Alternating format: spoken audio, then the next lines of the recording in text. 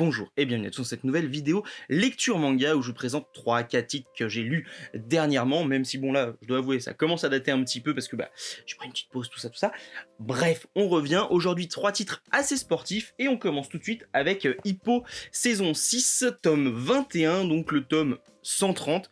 Et dans celui-ci, on va surtout suivre le combat entre Ricardo Martinez et je ne sais même plus qui, un autre personnage qui est très défensif et qui va en fait essayer de fatiguer Ricardo Martinez, donc le champion en titre de la catégorie de poids de Hippo, et il va se faire écraser et on va voir en fait que Ricardo Martinez s'ennuie, que les combats pour lui ne représentent aucune saveur, qu'il n'y a aucun enjeu et qu'au final il commence vraiment à s'ennuyer, et donc c'est pour ça qu'on a Sendo, donc l'ancien rival de Hippo, qui va le défier, qui l'a déjà défié d'ailleurs, et qui vient de finir son combat contre le numéro 2 mondial, qui était aussi mexicain, et qui était un peu pas le disciple, mais qui considérait Ricardo Martinez comme son modèle. Donc on va avoir un affrontement entre les deux qui est annoncé. Je peux vous dire que ça sera pas pour tout de suite parce qu'il y aura 2-3 combats entre temps, parce que voilà, je lis en scan, et on est encore une fois sur un tome qui est vraiment excellent, qui pose des choses très intéressantes. Le combat entre Ricardo Martinez et je sais même plus comment il s'appelle, et l'autre, et Billy, on va l'appeler Billy, je crois que c'est Billy. Billy comment, je ne sais pas, mais c'est Billy. Et vraiment très impactant, avec vraiment voilà, une technique très spécifique qui consiste à juste défendre. Et on va voir comment Ricardo Martinez va juste pulvériser cette défense. On a toujours ces planches-là magnifiques. L'impact des coups est vraiment très bien retranscrit, je trouve, dans Hippo. On a beau être au 130e tome, les combats sont juste fous. Et même s'il y a des petites bulles de dialogue et tout pendant les combats, je trouve que les combats sont hyper saisissants. Tu peux, une fois que tu as fini le tome, juste regarder les pages, regarder les planches, et malgré tout, tu reverras des détails que tu n'as pas vus, tu reverras à quel point la page, elle est très bien construite, à quel point c'est juste magnifique en fait. Et même quand il y a des petits échanges de coups là comme ça, pour moi, Hippo, côté sportif, c'est vraiment un manga qui a tout compris. Des fois, là comme à la fin du tome, les passages en dehors des combats sont un peu longs et pas forcément toujours très intéressants. Malgré tout, il y a quand même un truc qui se dégage. Ouais. Il suffit d'une petite planche comme ça et ça y est, c'est reparti quoi. Donc vraiment, Hippo, le tome 130, j'ai adoré. Si vous ne connaissez pas Hippo, j'ai une vidéo qui sort du coup dans 2 semaines, 1 semaine et demie. Voilà, elle va être tournée normalement bientôt. Parce que je l'avais tournée, mais petit problème technique, tout ça, il faut le refaire. Donc c'est dommage. Mais voilà, donc Hippo, toujours une valeur très très sûre. Ensuite, on a Deep 3, Deep 3, je pense que c'est Deep 3. Donc le manga de basket de chez Mangetsu, que j'aime vraiment beaucoup, j'avais eu du mal à accrocher. Et puis après ça y est, c'était parti. Là on est au tome 6, on est vraiment sur les matchs pour se qualifier à un tournoi, voilà. Et sauf qu'en fait ils sont en finale, et donc l'adversaire est bien plus fort qu'eux. En tout cas c'est ce qu'on a l'impression. Et on va voir comment ils vont essayer de passer au-dessus de ça. On a des planches qui sont dingues, vraiment. Enfin, c'est très intense, c'est toujours très réaliste aussi. Alors on n'est pas sur du slam dunk au niveau du dessin, très clairement. Mais par contre, sur ces 6 premiers tomes, pour moi, si on doit comparer les 6 premiers tomes de Slam Dunk et les 6 premiers tomes de celui-là, oui, pour l'instant, Depuy est au-dessus. Voilà. Après, on connaît tous la qualité des derniers tomes de Slam Dunk qui sont juste exceptionnels. Mais ce manga n'a rien à envier sur son début à Slam Dunk. Au contraire, même il le surpasse en tout point, je trouve. Parce que l'ambiance furio, tout ça, ne plaira pas à tout le monde dans Slam Dunk. Alors qu'ici, il n'y a pas du tout ça, c'est vraiment un pur manga de sport. Et même si les 2-3 premiers tomes sont un petit peu déroutants parce qu'il n'y a pas d'équipe à proprement parler qui se définit, et il passe d'équipe en équipe, parce que il est dans un monde de pro, donc forcément il cherche la meilleure équipe, il y a des sélections, il y a tout ça, et pas toujours accepté. Mais là vraiment, on en prend plein les yeux.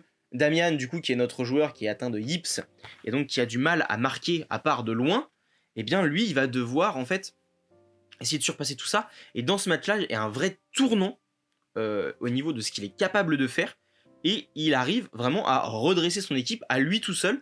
Et ça, c'est vraiment trop cool de voir ça, parce que ça y est, enfin, il décolle un peu. Là où d'habitude, il comptait un peu toujours sur les autres, tout ça, enfin, on a affiné un peu le truc. Là, ça y est, on est dedans, c'est vraiment trop bien. Et Deep Three, moi, je vous le conseille très, très, très fortement si vous aimez les mangas de sport et notamment de basket. Ensuite, Blue Lock tome 16. Bon, bah voilà, on continue le match entre l'équipe nationale jeune, donc des U19, je crois, et l'équipe du Blue Lock. Le match, vraiment, tout se passe super bien. Enfin, c'est toujours très fluide, très limpide. Les pages sont vraiment très belles aussi. Le dessin, magnifique. J'essaye de vous trouver une petite page là où il y a vraiment pas le fluide, mais voilà. On voit comme ça qui commence à s'éveiller, ça, les petits morceaux de puzzle qui montrent la concentration extrême à chaque fois. Enfin, il y a beaucoup de petites trouvailles au niveau visuel pour nous montrer ce qui est en train de se passer. Et on a vraiment une intensité, en fait. Voilà, des pages des fois en négatif, tout ça. Enfin, en fait, c'est très beau, c'est très fluide. La construction des pages est juste folle. Et vraiment, au niveau de dessin, au niveau intensité de ce qui se passe, etc., on est toujours dedans. Et c'est vraiment un manga que je prends plaisir à lire. Alors qu'au départ, j'étais plutôt sceptique sur le concept du Battle Royale. Mais eh ben, ça passe très bien. Et ici, on est vraiment sur un match qui est le plus important qu'on ait eu jusqu'à maintenant. Là où des fois, il y a des petits creux, des petites choses où c'est un peu moins intéressant. Là, ça fait 3-4 tomes qu'on est là-dedans, 2-3 tomes qu'on est là-dedans et ça va continuer encore sur le 17. Ouais, ce match-là, il est vraiment très impactant. Et ne lisant pas les scans, je sais pas ce qui va se passer parce que, en gros, à un moment, on te laisse la porte ouverte. Parce que le Blue Lock affronte l'équipe nationale. Parce que si le Blue Lock perd, on arrête le programme Blue Lock parce que ça coûte trop cher, tout ça, tout ça. Sauf que, en fait, ce Blue Lock, s'il disparaît, bah, y a plus de série en fait. Donc du coup, t'as pas d'enjeu, tu te dis, bon, bah, ils vont forcément gagner. Sauf qu'à un moment, on te laisse sous-entendre que, ouais, mais même si vous perdez, vous arrêterez pas le foot pour autant. Vous pourrez continuer à progresser, etc., etc. Et du coup, eh ben, tu sais pas comment il va se terminer le match, parce que c'est très probable, c'est possible en tout cas, que le Blue Lock s'arrête. En fait. Et que ça parte sur un truc un peu plus classique, etc. Je ne sais pas. Je pense pas non plus, parce que bah, ça s'appelle Blue Lock.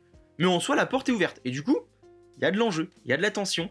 Les scènes d'action sont hyper bien dessinées. Les antagonismes sont là. C'est vraiment très marqué d'ailleurs entre Sae Itachi et son frère. Je sais plus comment il s'appelle son frère. Moi je sais plus. Bref. Et son frère, c'est très marqué, mais c'est pas encore arrivé au bout de ça. Et vraiment, bah, c'est hyper plaisant à lire. C'est fun, ça bouge bien, c'est un bon divertissement.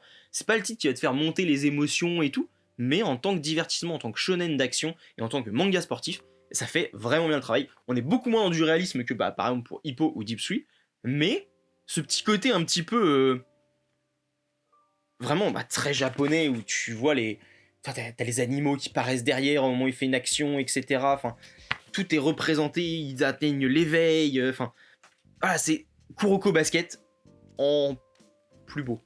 Et en peut-être un peu mieux quand même. Je sais pas. J'ai bien aimé Kuroko Basket, mais bah, Blue Lock pour moi c'est un peu le même genre. Avec ce côté un petit peu fantasque où chacun a sa technique vraiment très développée. Et du coup avec le système un peu de Battle Royale, bah, ça fonctionne vraiment très bien. Donc moi, bah, Blue Lock, pareil, je vous le conseille si vous n'avez pas lu, si vous aimez les mangas sportifs. Voilà, aujourd'hui, beaucoup de mangas sportifs. On revient normalement mercredi avec une vidéo sur Abara. J'ai plein de choses à dire. Voilà, on se retrouve mercredi. Sur ce, portez-vous bien, le petit pouce, le commentaire pour le référencement, on s'abonne, on partage, etc., etc. Ça ferait vraiment plaisir. Là, avec la pause, les vues... ça a chuté, mais c'est pas grave, j'ai eu pas mal j'ai eu quelques commentaires et quelques petites discussions qu'on puisse engager, donc vraiment bah, merci à vous d'être là, au rendez-vous, et on se dit à la prochaine pour une nouvelle vidéo.